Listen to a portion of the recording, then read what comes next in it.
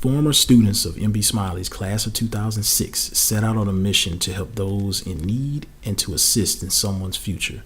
The footage you're about to see was filmed in June of 2016, which comprised of feeding the less fortunate and awarding one student, Sierra Collins, with the student scholarship as she prepared for college at Texas A&M University. Aside from giving back to the less fortunate, some of our alumni offered their advice to Sierra on college and shared some of their own experiences. I hope you all enjoy the film. Let's get to it.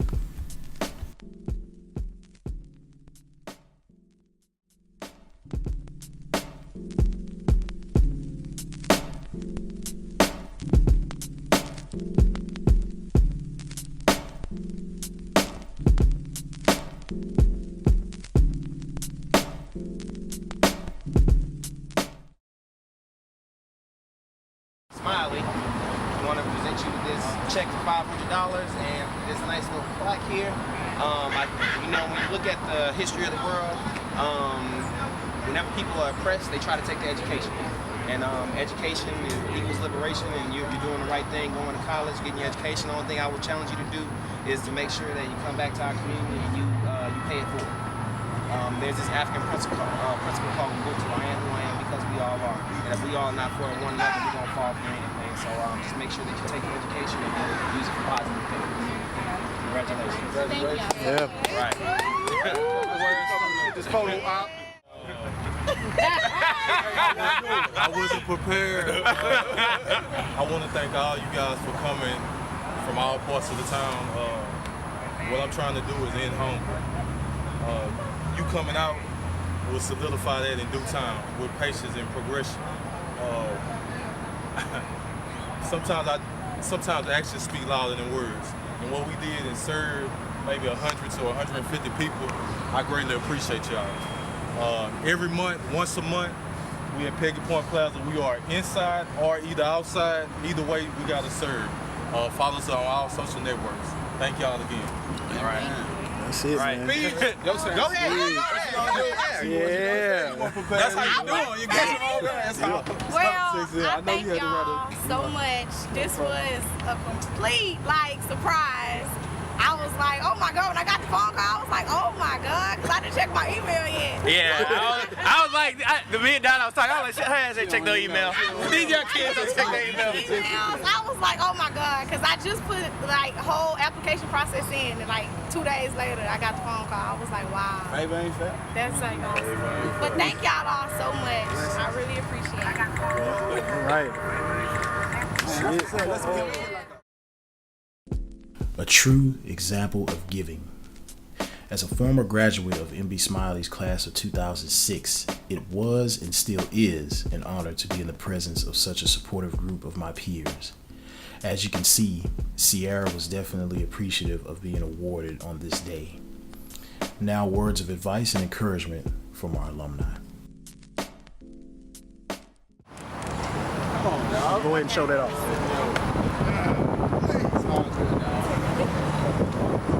It is.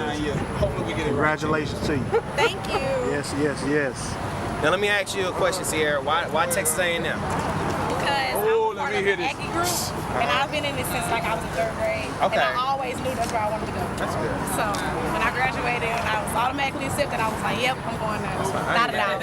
But of course I applied to other places too. So What's some of the other places? PV. There you go. That's all I wanted to know. I applied to a lot of schools. I got accepted to all of them. But Texas A&M was my main. Listen, I lied to my people. I only applied to 2 schools.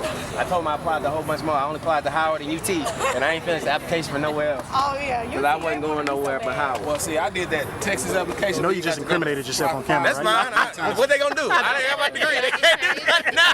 It's over with. How many years ago? They can't do that now. It's true. What's up, man? Talk to me, JD. AJ. With an event so great and people so beautiful, you can't do nothing but help and be thankful for your life. There it is, To be a baby. part of something so magnificent.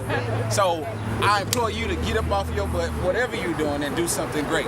Because the best way to kill an illegitimate feeling is to go do something great and serve somebody else. Am I preaching right now? There it is. What is like a commercial right here? Yeah, it's offer time. The doors of the church are open. But one love. Yeah, man. That's You know, the most interesting experience about this weekend is like how much, like, I was the first, me and Dad, I was talking about this last night, I was the first person ready to get the hell up out of high school. And I felt like I didn't belong in high school. And this weekend has just really shown me that, first of all, it's inspiring to see my classmates do such amazing things, and like Devon and Marquita and Kevin, you doing this, helping our peers evolve. Like, we're doing dynamic things, and no one can say that folks from North Forest don't do anything. Right. I look forward to great things from Sierra. And like I said last night, opportunities is all our kids need, man. Right. The opportunity is the only thing that set the kids from the north side from those from Bel Air and anything else. And you give any child an opportunity to succeed, they're going to take it. But the most important thing is making sure that our kids have the tools they need in order to seize that opportunity. Because the thing about it is, like I said, education is the thing that liberates our minds. And when you try to oppress people, you take the education away from them. You try to hold them down intentionally. But once you enable them, people to educate, you give them knowledge, that equals freedom, and you can't take that away. And that's why they don't want us to have it, because, you know, the most dangerous thing in the world is an educated black person. And so, it's a lot of danger around this in this space right now, and I'm looking forward to continue to do this work with our class. I'm looking forward to this young lady right here and this young man doing great things, and continue to build. Like I said, I am who I am because we all are. We have to support one another. What you got, Kevin? I know you got something heavy. It's something heavy. Come on, player. Come on, player. It's something heavy. Come on.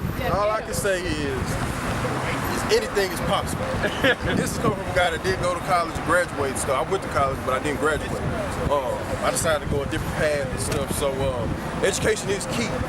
Don't get me wrong, because I Google search and read as much as I can, considering I didn't go to a 4-year college and graduate. But just know that with the education you got, I would only encourage you to, like Jerome said, pay it back. Because you're going to do a lot of stuff in the work world that's going to end up blessing you to do a lot of things for yourself. Just take a percentage of that, just chunk it back, kind of like how we're doing out here right now. We're blessed enough to come out here and give back. There's some people that are on the receiving end of getting the give back. So, Kevin, can I ask you a question? Yes, sir. What's the importance, like you said you didn't go to a 4-year college university, and a lot of times in education we use a term called grit to talk about people who, like how you persevere through difficult situations. How important is grit to you? Great question. How important is that to you, and how does that help you get where you are right now? So, you know, when you find out what you want to do, right? Like, if this is what you know you want to do and this is what you're passionate about, it's kind of like it's just in you. You're going to go to class, you're going to wake up on time, you're going to make sure you're doing what you got to do. The passion classes, but not only the passion classes, but you're actually looking forward to seeing what you can do with the education that you got. So, for me, if you're doing what you want to do and you in that field, it's kind of like the grit's the easy part. You know, what's going to wake you up is that you're doing what you want to do, and it's not going to feel like it. So that's why college was for me. I didn't like getting up in the morning and going to class. So, but I have no problem waking up at 5 o'clock in the morning doing business work, stuff to build my business. So just stay at it. Don't give up. Second keynote. While you got your education, already be looking to do something on the side. By the time y'all graduate, the internet's gonna be doing a lot of stuff to where I already be kind of looking to have some sort of side something, business that you might want to. Don't dabble too much in it, but I'm just like, just be thinking about that, because that's something that y'all don't wait till you're 45 and it's like, oh, okay, I'm bored. I got a lot of money from the job that I got. Now let's figure out something that we can do. We can build together. You know what I mean? So I should say, have something on the side already by the time you graduate, and already be looking for a job now. Know who you want to work for now before you walk into your first class. So that's it. Good. There it is, man. There it is. Look, I got to chime in. I can just go in. I was super smart in high school, and I thought I can just go in and don't study or test. Oh, I can miss this class here. I got that GPA back, and I was like, oh man, hold on. It was a reality check, and I was on academic probation my first semester in college, and it was so hard to kind of pick that GPA up from if I started at the bottom to raise it back up. So by any means, do what you're supposed to do your first year so that 4.0 can come in, because it's much easier to sustain it than bring it down and try to lift it back up.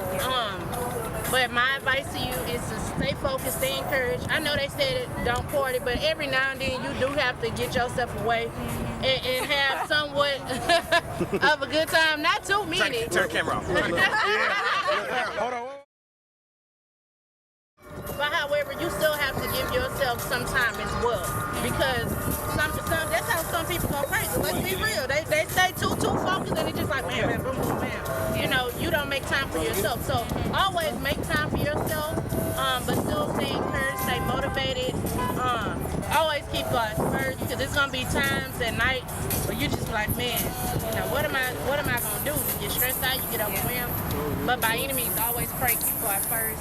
Reach out to your family, keep close with your boyfriend, your friends, keep them motivated and encouraged, and watch who you hang with. Oh, man. That affects who you are. I mean, when you get in college, you're gonna meet a whole lot of new people, but you know, be cautious of who you hang with, because they reflect who you are and they can influence you. So hang with the positive people, so you can always have that positive vibe and positive mindset to kind of keep forward, keep moving, and stay encouraged. So. I mean, whatever you do, don't give up. Study, study, study, study.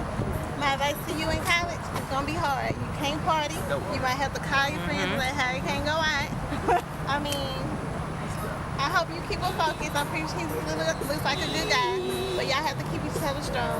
When me and my husband met in college, we would study together, and when I didn't feel like studying, I looked across the table and he was studying.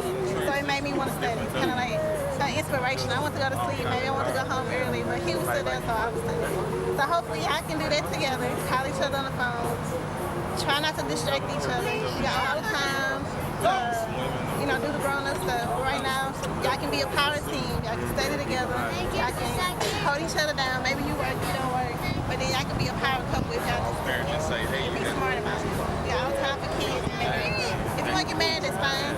You know, I mean, that's the right thing to do if you want to go ahead. But, you know, if y'all here with each other, keep each other strong, keep each other together. I went to school with my husband, so I understand how to keep it together. So it's okay to say no. It's okay to miss that party. It's okay to miss that event, because what's more important is at the end, you got that degree. In the end. Yeah, I see it. What's the right? Whatever you want to say. What would you tell your 18, 19-year-old self, 18-year-old self? Oh, I would tell you to just know who you are. It goes far in knowing like who your identity is. And I know you probably heard like a whole bunch of stuff, but I really think it's important to just know who you are as a woman, know who you are as a Christian, and better yet, don't just be a Christian, be a disciple.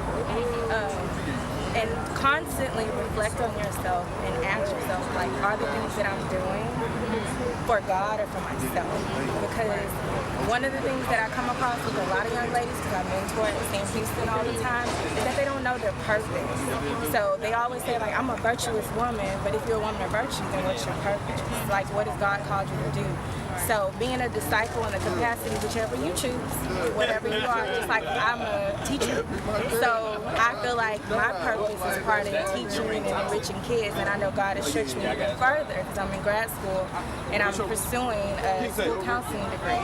So keep your eyes on God, stay encouraged, keep reading, keep praying, because it's gonna be hard, but I know that He'll carry you all the way through.